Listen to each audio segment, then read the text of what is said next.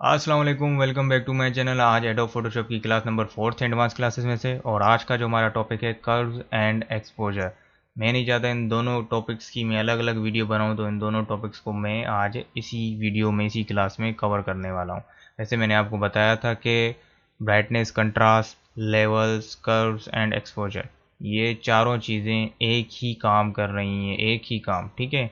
Brightness और contrast पे ही काम हो रहा होता है, लेकिन जो इनके तरीक़ेकार हैं वो अलग-अलग हैं। इससे पहले वाली जो वीडियो थी हमारी एडजस्टमेंट लेयर्स पे थी, उसमें ये था कि बजाय हम इसके लेयर की कॉपी ले लें, और इससे अच्छा है कि हम एडजस्टमेंट लेयर ले लें, ठीक है। तो इस वजह से एडजस्टमेंट लेयर की क्लास मैंने पहले रख दी, ताकि आप लोगों को ये कॉन्सेप्ट क्लियर हो जाए कि इमेज के मेन्यू में जो हम यूज़ कर रहे हैं एडजस्टमेंट वाले ऑप्शंस, उसमें ये होता है कि हमें कॉपी लेयर लाजमी लेनी पड़ती है, ताकि हमारी जो बैकग्राउंड लेयर जो है वो सेफ़ रहे। लेकिन एडजस्टमेंट लेयर में ऐसा कुछ भी नहीं है। जैसे आप वो लेयर यूज़ करते हैं एडजस्टमेंट वाली, तो आपको एक मास्क अलग से दे दिया जाता है, ताकि आप अलग अलग भी काम कर सकते हैं। आप स्पेसिफिक्स ऑब्जेक्ट पे भी काम कर सकते हैं सिलेक्शन करके। आप जब मास्क यूज़ करेंगे, एडजस्टमेंट लेयर यूज़ करेंगे, तो ऑटोमेटिकली उस जगह पर मास्क लग जाएगा। तो बिना टाइम वेस्ट किए लेट्स स्टार्ट।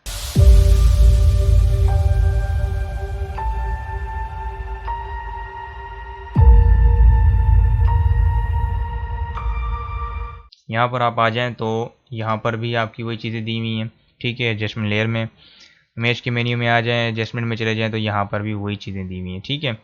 तो बजाय हम यहाँ से हम यूज़ करेंगे तो होगा ये कि हमारा बैकग्राउंड ख़राब हो जाएगा। मैं यही चीज़ समझा रहा था। लेकिन अगर हम यहाँ से यूज़ करेंगे तो हमें लाजमी नहीं है कि हम बैकग्राउंड की कॉपी लें। हम यहाँ से यूज़ करेंगे तो ऑटोमेटिकली हमारा मास्क बना हुआ आ जाएगा। तो सबसे पहले बात करते हैं हम कर्व्स की, ठीक है। बिल्कुल सिंपल है, ज़्यादा हमने गहराइयों में नहीं जाना, ठीक है। बिल्कुल सिंपल तरीके से मैं आपको बता देता हूँ, और बिल्कुल इजी है। जो ग्रिड बनी हुई आ रही है ये भी बिल्कुल इजी है, ठीक है। अच्छा, मैं माउस जहाँ पर लेके जा रहा हूँ वहाँ पर ये आउटपुट इनपुट बता रहा है। अच्छा, यहाँ पर आ जाएँ RGB red, green and blue.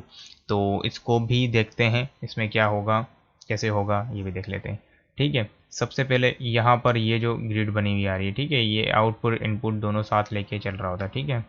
तो जब हम यहाँ से मूव करते हैं, होता ये कि हमारा आउटपुट जो है वो वैल्यूज़ की चेंज हो रही होती है, ठीक है। तो आप जब यहाँ पर लेकर आएंगे तो ये आपकी डार्कनेस में जा रहा है। अच्छा, जो नीचे जो स्लाइडर दिया हुआ है वो भी हमारी ग्रिड पे ही वर्क करेगा।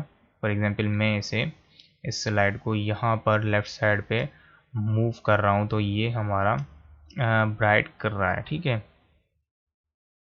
हाइलाइट्स पे काम कर रहा है, ब्राइट कर रहा है, ठीक है। और यहाँ से हम करेंगे तो ज़ाहिर सी बात है, ये ब्लैक एरिया आपको दिख रहा है, तो ये तो क्लियर हो गया कि भाई ये इस जगह पे वाइट है तो आपका ब्राइट काम करेगा, इस जगह पे ब्लैक है तो आपका शेडो पे, ज़ाहिर सी बात है, डार्क एरिया पे काम करेगा। तो मैं यहाँ बस यहाँ से राइट साइड पे लेके जा रहा हूँ, तो आपका आपका ब्लैक करेगा, ठीक है। शेडोज़ पे काम करेगा, डार्कनेस पे काम करेगा, ठीक है। तो बिल्कुल सिंपल है, सारी चीज़ें आपको बताई हुई हैं।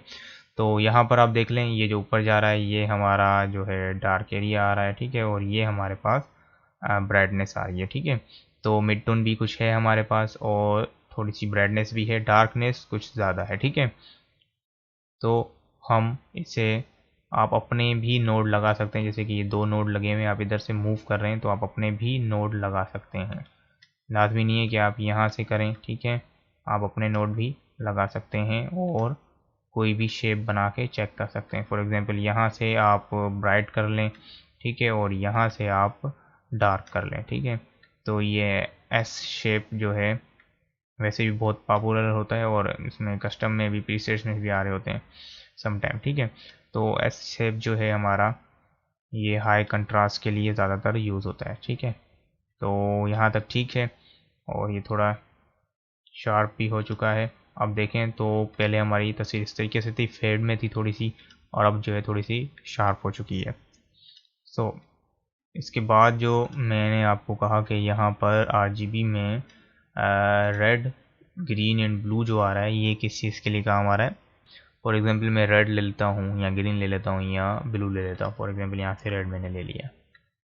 तो जहाँ पर भी हमारी तस्वीर में रेड या रेड से मिलते जुलते कलर 0 से लेकर 245 तक, मतलब आपको मैंने पहले समझाया था, ठीक है, रेड, ग्रीन एंड ब्लू के 255 सबके ये वैल्यूज़ होती हैं, ठीक है।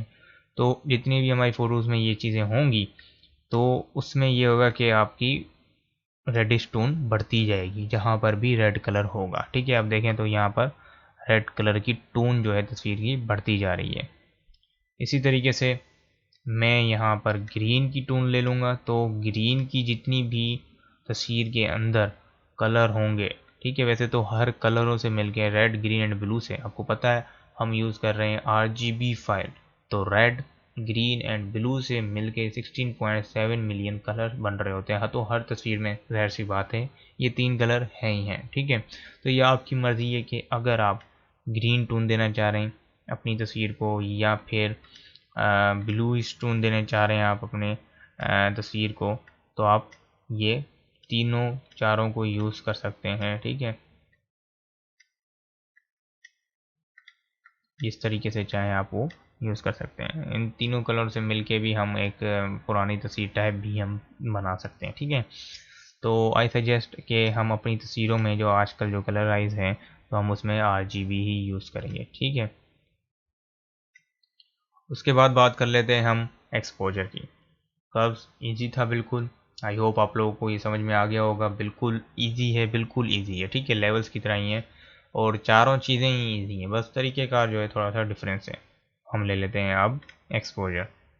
एक्सपोजर में आ जाएं तो आपके पास आ जाता है सबसे पहला ऑप्शन एक्सपोजर का, दूसरा आ जाता है ऑफसेट का, तीसरा आ जाता है गामा करेक्शन का। ठीक है, तो एक्सपोजर जो है हमारा ब्राइटनेस पे काम करेगा, ऑफसेट हमारा शेडोज पे काम करेगा, मतलब डार्क वगैरह एरियाज पे, और गामा करेक्शन जो है हमारा मिड टोन पे। मिड टोन क्या है? हाईलाइट्स एंड शेडोज का मिड। ठीक है, तो एक्सपोजर में आ जाएं तो ये देखें ब्राइट कर रहा है, अच्छा काम कर रहा है, यहाँ से डार्क कर रहा है और यहाँ से ब्राइट कर रहा है। लेकिन जो ऑफसेट है ये मज़े वाला काम नहीं करता। मैं इसको राइट साइड पे लेके जा रहा हूँ, बढ़ा रहा हूँ, तो ये अपनी तरीके से हाइलाइट्स देने की कोशिश कर रहा है शेडोज़ को।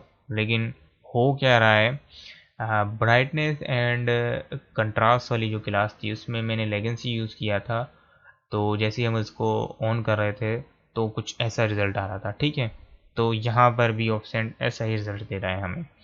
तो आई सजेस्ट कि हमें ऑप्शन को यूज़ नहीं करना चाहिए, लेकिन समटाइम अगर किसी तस्वीर में यूज़ आ जाए तो आप कर सकते हैं, लेकिन ये फेड ही कर रहा है और तस्वीर में ओवरऑल में ग्रे कर रहा है। ठीक है, और आ जाएँ गामा करेक्शन में, तो ये बेहतरीन थोड़ा काम करता है क्योंकि ये मिड टोन है और मिड टोन को जितना भी हम शार्प करते हैं तो तस्वीर खिलती है। ठीक है, तो हम एक्सपोजर को और गामा करेक्शन के साथ जो है थोड़ा बहुत खेल सकते हैं। ठीक है, तो आप अभी तस्वीर में फ़र्क देख सकते हैं कि ये कर्व ने भी यही काम किया था, हमने कर्व से भी हमने यही शार्पनेस दी थी फ़ोटो को और एक्सपोजर से भी हमने यही शार्पनेस दी थी। अब यही काम मैं लेवल से भी कर सकता हूँ और ब्राइटनेस और कंट्रास्ट से भी कर सकता हूँ, क्योंकि ये चारों चीज़ें एक ही काम करी है, मैंने स्टार्टिंग में ही बता दिया था। आई होप आप लोगों को ये छोटा सा टॉपिक समझ में आया होगा और वीडियो भी पसंद आई होगी। अगर वीडियो पसंद आई है तो जल्दी से इसे लाइक कर दें, चैनल को सब्सक्राइब भी कर दें। मिलते हैं नेक्स्ट क्लासेस में। थैंक यू, अल्लाह हाफिज़।